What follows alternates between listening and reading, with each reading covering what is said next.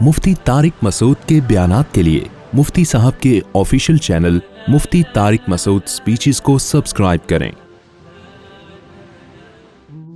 تو میں جو اصل بات بتا رہا تھا، اللہ تعالیٰ قرآن میں فرماتے ہیں لا تقدموا بین یدی اللہ ورسولہ، شریعت سے آگے نکلنے کی کوشش نہ کرو۔ کچھ چیزیں تو اتفاقی ہیں نا، کچھ چیزیں تو اتفاقی ہیں، اس میں تو اختلاف نہیں ہے، اس میں بھی لوگ شریعت سے آگے نکل رہے ہوتے ہیں۔ وہ اتفاقی کیا ہیں؟ وہ اتفاقی ہیں کہ پردہ عورت پہ کیا ہے؟ فرض ہے۔ زنا سب کے نزدیک حرام ہے، شراب سب کے نزدیک حرام ہے، نماز سب پہ فرض ہے، داڑھی سب کے نزدیک واجب ہے، اور سود سب کے نزدیک کیا ہے؟ حرام ہے، جوا سب کے نزدیک حرام۔ انشورنس جوئے کا مجموعہ ہے، ابا مر گئے تو پیسے ملیں گے، زندہ رہے تو پیسے گئے۔ تو یہ نہیں ہے طریقہ اسلام میں بھائی۔ لیکن یہاں ہمارے لبرل طبقہ کیا کرتا ہے، ایکچولی یہ اصل میں اس یوں تھا، ایکچولی یہ اصل میں یوں تھا۔ تو اس میں بتا رہا تھا کہ اصول فقہ جو پڑھتے ہیں نا، اس میں ایک اصول ہے، اور یہ اسلام ہی نے سکھایا اصول، لکھا فقہا نے ہے، سکھایا کس نے؟ قرآن و سنت نے، کہ اسلامی احکام کا مدار حکمتوں پر نہیں ہوتا، علتوں پر ہوتا ہے۔ اس کو میں مثال سے سمجھاتا ہوں۔ دیکھو شراب حرام کیوں ہے، اس میں حکمت کیا ہے؟ تاکہ آپ پی کے بہکے نہیں، سوسائٹی میں حادثات نہ ہوں، یہی ہے نا اصل۔ ورنہ شراب میں کیا ہے بھائی؟ اللہ میاں کو کیا شراب سے؟ مشروب ہے تو جیسے باقی ہے یہ بھی ہے، لیکن اس کو پی کے کیا ہو جاتا ہے آدمی کی کھوپڑی آؤٹ، کھوپڑی آؤٹ ہوتی ہے، طلاقیں بھی ہوتی ہیں، قتل و غارت بھی ہوتے ہیں، مار دھاڑ بھی ہوتی ہے، اور پتہ نہیں کیا کیا ہوتا ہے۔ جو نہیں ہو رہا تو پی کے دیکھو پتہ چلے گا کیا کیا ہوتا ہے، ٹھیک ہے نا۔ لیکن اب کوئی کہے میں پیتا ہوں مجھے تو کچھ بھی نہیں ہوتا، اس کے لیے حلال ہو جائے گی؟ حلال پھر بھی نہیں ہوگا، کیونکہ یہ شراب کو حرام ہونے کی حکمت ہے کہ اس سے لوگوں کے میٹر کیا ہوتے ہیں؟ شارٹ۔ اصل علت یہ نہیں ہے، علت وہ آیت ہے انما الخمر والمیسر والانصاب والازلام رجس، اے ایمان والو ناپاک ہے، فاجتنبوہ، اس کو چھوڑ دو، بس یہ علت ہے۔ جب تک یہ علت ہے، قرآن کی آیت رہے گی، شراب کیا رہے گی؟ حرام، ایک قطرہ بھی حرام رہے گا۔ اس اللہ فرماتے ہیں ان الصلاۃ تنہی عن الفحشاء والمنکر، نماز بے حیائی اور بری باتوں سے روکتی ہے۔ یہ حکمت ہے نماز کی۔ آپ نے کیا کیا؟ چونکہ مجھے نماز سے بے حیائی روکی نہیں رہی اور بری باتوں سے روکی نہیں رہا، لہذا اب تو روکی نہیں رہا ہے، لہذا اب تو کوئی جیسے ڈاکٹر ایک میڈیسن دیتا ہے کہ میں آپ کو یہ اس لیے کھلا رہا ہوں تاکہ آپ کا بخار اترے، آپ کہیں ڈاکٹر صاحب اتر ہی نہیں رہا، تو ڈاکٹر کہتے فائدہ نہیں ہو رہا تو چھوڑ دے یہ والی دوا۔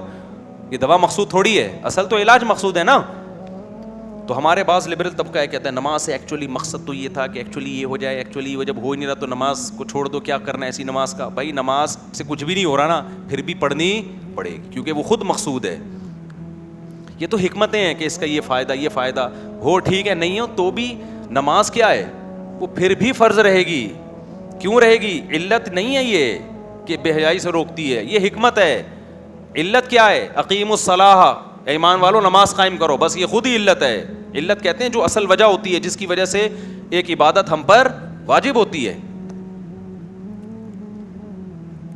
اور روزے کی حکمت کیا بیان کی ہے؟ تم پر روزے فرض کیے گئے لعلکم تتقون، تاکہ تمہارے اندر تقوی پیدا ہو جائے۔ روزہ رکھ کے تقوی ہی نہیں پیدا ہو رہا، بلکہ روزہ رکھ کے ایک آدمی زیادہ گناہ کر رہا ہے، روزے کے بغیر ٹھیک تھا۔ روزہ رکھ کے ٹائم پاس نہیں ہو رہا، 3 گھنٹے کی فلمیں دیکھ رہا ہے بیٹھ کے، ویسے ٹائم پاس ہو جاتا تھا تو نہیں دیکھ رہا۔ اب کوئی عقل مند آیا، پروفیسر صاحب جو لبرل قسم کے پروفیسر صاحب تھے، انہوں نے کہا ایکچولی آج کل بہت چل کے نا شرعی مسائل کا بیڑا غرق کر دیا، جیسے کل امتحان ہے تو آج روزہ چھوڑ دو۔ قیاس کس پہ کیا ہے؟ سفر پہ، کہ بھائی سفر میں جب چھوڑنا جائز ہے، حالانکہ مشقت ہے، تو کل پیپر ہے تو بھی چھوڑنا جائز ہے، کیونکہ یہاں بھی کیا ہے؟ مشقت۔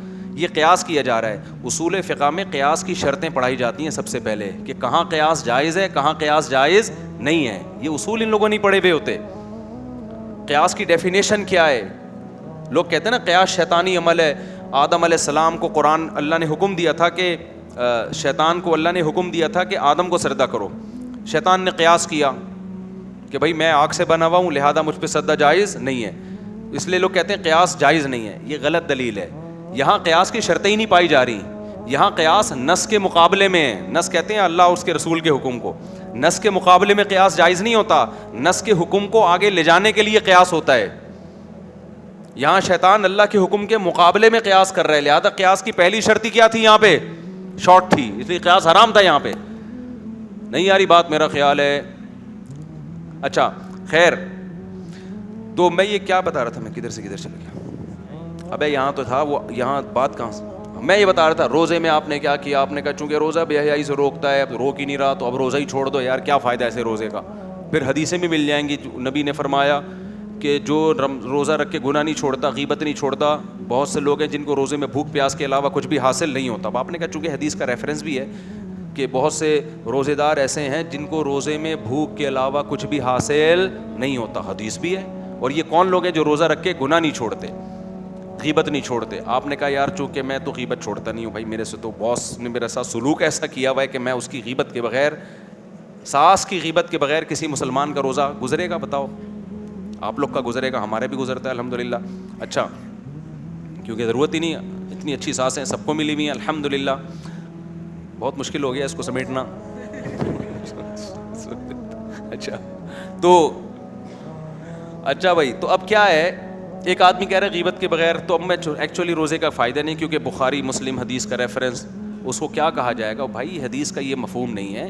کیونکہ روزہ جو فرضیت کی اصل وجہ ہے نا, وہ یہ ہے یا ایھا الذین آمنوا کتب علیکم الصیام, ایمان والو تم پہ روزے فرض کیے گئے, اور اس کی دن ٹائم کون سا ہے, شہر رمضان, قرآن نے بتا دیا.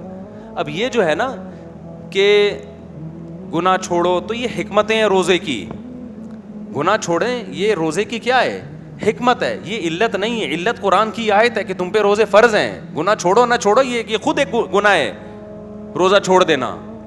باقی حدیث میں جو کہا جا رہا ہے کہ بہت سے لوگ جو روزہ رکھ کے بھی گناہ کرتے ہیں, ان کو بھوک پیاس کے علاوہ کچھ نہیں حاصل ہوتا, یہ صرف موٹیویشن کے لیے ہے.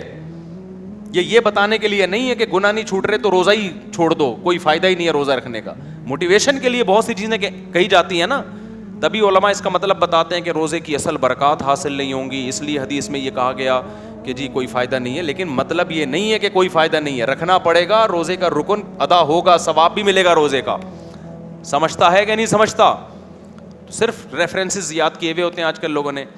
تو اس سے کیا پتہ چلا کہ اسلامی احکام کا مدار حکمتوں پر نہیں ہوتا بلکہ کس پر ہوتا ہے, علتوں پر. اسی طرح یاد رکھو, یہ جو 3 طلاق کا مسئلہ ہے نا, اس میں بہت ابتلا ہو گیا ہے. آج کل لوگ ادھر ادھر کے فتوے لے رہے ہیں کہ اسلام تو ایکچولی نہیں چاہتا کہ میاں بیوی کا گھر اجڑے, تو ہم وہاں سے فتویٰ لے آتے ہیں جہاں اجڑنے کے بجائے کیا ہو رہا ہو, جڑ رہا ہو. ایک آدمی نے مجھے کہا کہ بھائی مجھے ایک فتویٰ مل رہا ہے 3 ایک ہوئی ہیں, تو میں نے کہا یہ فتویٰ غلط ہے, اس پر تو نہ قرآن ہے نہ حدیث ہے, چاروں ائمہ کا اتفاق ہے, صدیوں سے اجماع چلا آ رہا ہے کہ 3 ہوتی ہیں. تو انہوں نے کہا دیکھیں اسلام کس کو پسند کرتا ہے, میاں بیوی الگ ہوں یا اکٹھے رہیں؟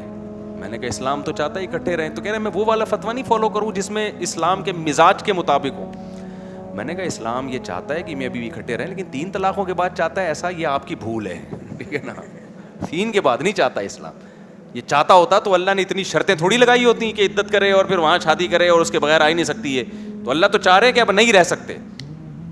اب سوال پیدا ہوتا ہے یہ بچے رو رہے ہیں اور بیوی کا گھر اجڑ رہا ہے, تو بھائی دنیا کے ہر قانون میں ایسا ہوتا ہے کہ کچھ لوگوں کو نقصان ہوتا ہے. دیکھو زید نے بکر کو قتل کر دیا, اسلام کیا کہتا ہے, زید کی گردن اڑائی جائے گی. اب زید کی گردن اڑانے سے ہو سکتا ہے بیوی بچوں کا سارا بیڑا غرق ہو رہا ہو سکتا ہے کہ نہیں ہو سکتا؟ لوگ کہیں گے اس کی بیوی بچوں کا کیا قصور ہے یار, قتل زید نے کیا, یہ تو بیوہ ہو جائے گی, مسائل میں پڑ جائے گی. اس زید کو بھی غصہ آ گیا تھا, وہ بھی برا آدمی نہیں ہے, بس غصے میں ٹھا کر کے گولی چلا دی اس نے, اس کا بھی کوئی بری نیت نہیں تھی, وہ اس کو ستایا اتنا گیا تھا, ایک دن اس نے ٹھا کر دیا, اتفاق سے بندوق بھی تھی اس کے ہاتھ میں. اب اس کو لٹکا رہے ہو, لیکن اس کی بیوی بچے کہاں جائیں گے؟ ہم کیا کہیں گے بھائی قانون جو بنایا جاتا ہے نا چند لوگوں کو دیکھ کے نہیں, کس کو, پوری انسانیت کو دیکھا جاتا ہے. تو اللہ میاں نے 3 طلاقیں دینے والے کو طلاق کی روک تھام کے لیے کیا ہے.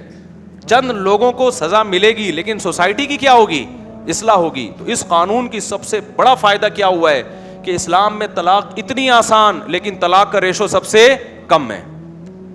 یہ کتنی بڑی دلیل ہے. اگر ہمیں بتایا جاتا نا عقل سے فیصلہ کرو تو ہم غلط فیصلے کرتے. تو اس لیے جہاں اللہ, ہاں یہ ناجائز عمل ضرور اللہ نے اس کو کر دیا کہ یہ کام جائز نہیں ہے تمہارے لیے, طلاقیں اکٹھی 3 طلاقیں دینا, اس کا ایک پروسیس طریقہ بتایا ہے, لیکن دے دو گے تو سزا ملے گی, اور وہ سزا کیا ہے؟ ختم. اب عورت رو تو رہی ہے, لیکن اس کا بھی اس میں فائدہ ہے کہ جو آدمی کم بخت جذبات میں اپنی زبان پہ کنٹرول نہ کر سکے, کل وہ گلا بھی دبا سکتا ہے, کل وہ کچھ بھی کر سکتا ہے, اس میں اس کا بھی فائدہ ہے, وقتی نہیں ہے لیکن دیر پا فائدہ ہے. تو بہت ساری حکمتیں ہیں جو ہمیں معلوم نہیں, لیکن ہمیں حکمتوں میں پڑھنے کی ٹینشن کی ضرورت اس لیے نہیں ہے کہ ہم علتوں کے پابند ہیں, حکمتوں کے پابند نہیں ہیں. سمجھتا ہے کہ نہیں سمجھتا ہے؟